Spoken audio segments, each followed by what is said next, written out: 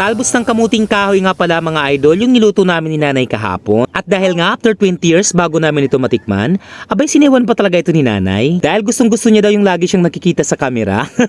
Pero laking pasasalamat namin mga idol dahil sa mismong bakuran lang talaga namin nakuha yung talbos ng kamuting kahoy. Kaya naman bago tayo makapagluto mga idol, tara samahan niyo muna kami ni nanay. Hindi na nga kami nahirapan mga idol dahil ang dami nga naming nakuha sa likod ng bahay namin. Kaya pasalamat ako kay tatay mga idol dahil kung wala siyang tanim, wala sana akong maiko-content. Napakaswerte nga talaga mga idol ng mga taong nasa probinsya. Dahil nga kung sisipagan mo lang hindi ka talaga magugutom. After nga namin mapuno ang plastic na bilao mga idol, ay nilinis na nga ito ni nani ng isa-isa. Bali yung tinatanggal lang mga idol, yung medyo matigas lang na parte ng dahon ng kamuting kahoy. Nang malinis na nga mga idol, ay hiwain na silang lahat. Sobrang excited nga ako mga idol habang hinihiwa ito ni nanay. Eh syempre after 20 years mga idol, matitikman na naman namin ito. Pagkatapos nga namin hiwa-hiwain mga idol, ay nilagyan nga namin ng kunting asin bago pigaan. Para mabilis na lumabas ang katas at matanggal ang amoy. At after nga ng ilang minuto mga idol, ito na nga siya, lumabas na yung katas.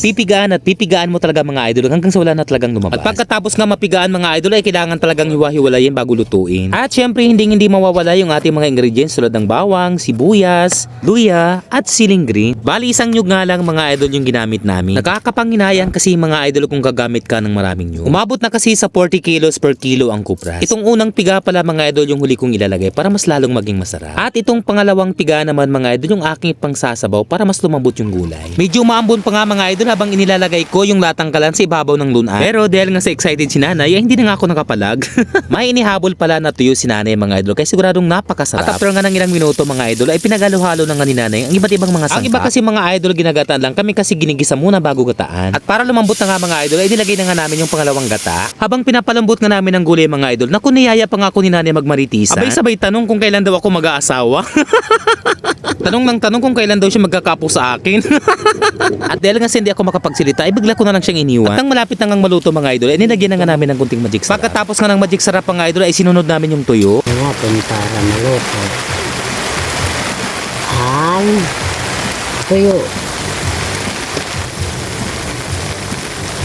Asin sa ibabaw lang talaga namin inilalagay ang tuyo para hindi siya maduro. Sunod na inilagay namin mga idol itong siling green. Gumabango na nga mga idol habang inilalagay ko itong mga sangkap. Nagpapahiwatig na nga na talaga namang napakasarap. O ayan, after nga ng ilang minuto mga idol ay inilagay na nga namin ang unang piga. Wow!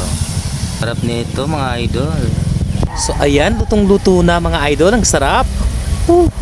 Grabe, after 20 years mga idol makakatikim na tayo. Malibreng ulam na kami mga idol oh. Kasi andyan lang, dito lang mga idol sa bakura namin yung mga kamuting kahoy. Andyan lang yung mga kamuting kahoy. So dyan tayo kanina kumuha. Yan o, bawas na bawas. Yung talbos, wala ng dahon.